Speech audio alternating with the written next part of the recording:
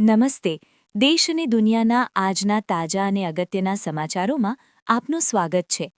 આજના તાજા અને અગત્યના સમાચારો વિશે વાત કરવાની છે તેમના પહેલાં આપને મિત્રો જણાવી દઈએ કે વિડીયોને અંત સુધી જોતા રહેજો, જેથી કરીને મિત્રો આજના દરેક સમાચારો કામના છે જે તમને મળી જાય. અને મિત્રો, ગુજરાતના રોજે રોજના જો તમે સમાચારો મેળવવા માંગતા હો તો વિડીયોને એક લાઇક કરી ચેનલને મિત્રો જરૂરથી સબસ્ક્રાઇબ કરી લેજો. તો મિત્રો, આજના પ્રથમ સમાચારો વિશે વાત કરીએ તો ખેડૂતોને ખેત તલાવડી બનાવવા મળશે સહાય. મિત્રો, ખાસ કરીને ગુજરાત સરકાર દ્વારા હવે ખેડૂતોને ખેત તલાવડી બનાવી હોય તો સરકાર દ્વારા મિત્રો સહાય આપવામાં આવશે. ગુજરાતના ખેડૂતોને સિંચાઈના પાણીની સમસ્યાથી ઉગારવા માટે રાજ્ય સરકાર દ્વારા મિત્રો ખેત તલાવડીમાં જીઓ મેમ્બ્રેન ફિટ કરી આપવાની યોજના 1985થી શરૂ કરવામાં આવી હતી. તો આ યોજનાનો મુખ્ય હેતુ વરસાદી પાણીનો સંગ્રહ કરી ખેતીમાં તેને કાર્યક્ષમ ઉપયોગ કરવાનો છે. તો ગુજરાત સરકાર દ્વારા મિત્રો ખેડૂતોના પાકને પૂરક સિંચાઈ અને મિત્રો મોંઘભર્જ બચાવવાના હેતુ ખેત તલાવડીમાં મિત્રો જીઓમ્બ્રેન ફિટ કરવાની યોજના હાલ અત્યારે અમલમાં મૂકવામાં આવી છે. તો આ યોજનાનો મુખ્ય ઉદ્દેશ મિત્રો ચોમાસા દરમિયાન વરસાદી પાણીનો સંગ્રહ કરી વરસાદ ખેંચાય ત્યારે અથવા તો રવિ સિઝનમાં તેનો ઉપયોગ કરવાનો હોય છે. સામાન્ય રીતે મિત્રો ખેત તલાવડીની અંદર સંગ્રહેલું પાણી જમીનમાં ઉતરી જતું હોય છે, પરંતુ જો તેમાં મિત્રો જીઓ મેમ્બ્રેન ફિટ કરવામાં આવે તો પાણી સીધું જમીનમાં ઉતરતું નથી. તો આ સંગ્રહિત મિત્રો પાણીનો ઉપયોગ ખેડૂતો નીચે મુજબ કરી શકશે.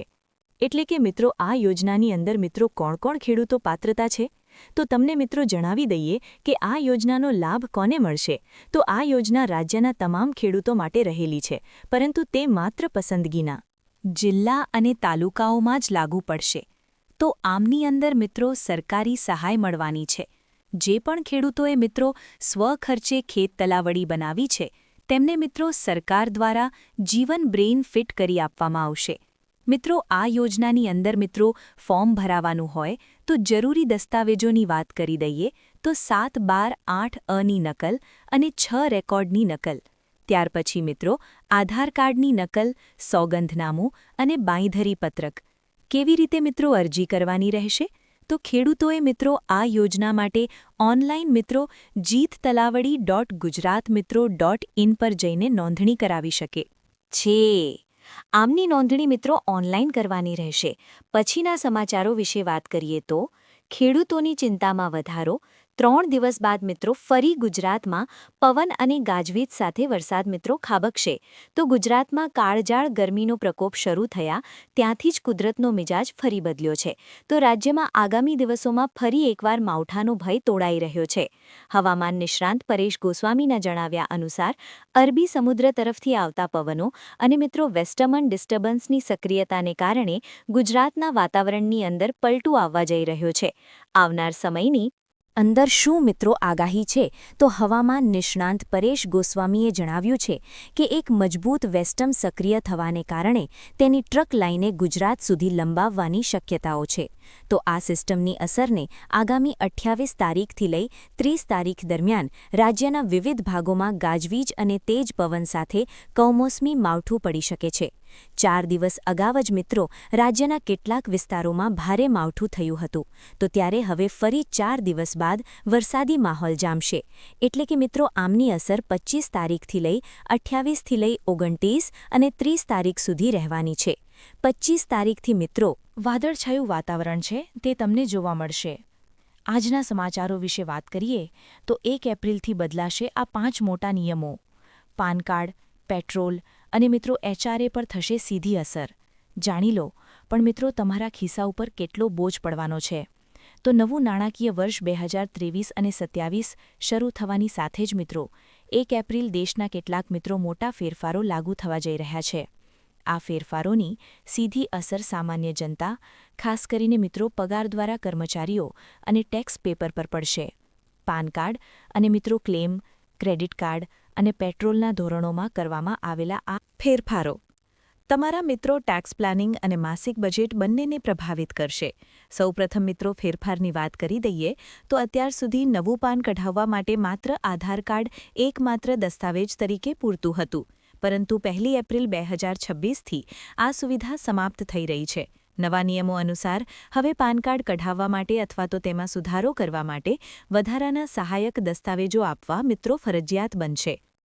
ત્યાર પછીના ફેરફાર વિશે વાત કરીએ તો પગારદાર કર્મચારીઓ માટે હાઉસ રેન્ટ એલાઉન્સ અને એચઆરએના નિયમો વધુ કડક બનાવવામાં આવશે. જો તમે વાર્ષિક 1 લાખ રૂપિયાથી વધુ ભાડું ચૂકવો છો તો તમારે મિત્રો મકાન માલિકોનો પાન નંબર આપવો પડશે. એટલે કે મિત્રો તમારે ખાસ કરીને જે પણ મિત્રો મકાન માલિક હોય તેમનો પાન કાર્ડ નંબર આપવો પડશે. આ સાથે જ મિત્રો નવા ફોર્મ 16માં એ પણ જણાવવું પડશે કે મકાન માલિક તમારા પરિવારના સભ્ય છે કે નહીં. નકલી ભાડાની રસીદો રજૂ કરીને ટેક્સ ચોરી કરનારા ઉપર લગામ કસવા માટે આ ફેરફાર કરવામાં આવ્યો. ત્યાર પછીના ફેરફારની વાત કરી દઈએ તો 1 એપ્રિલથી ક્રેડિટ કાર્ડના મોટા વ્યવહારો સીધા જ મિત્રો ઇન્કમ ટેક્સ વિભાગના રડારમાં આવશે.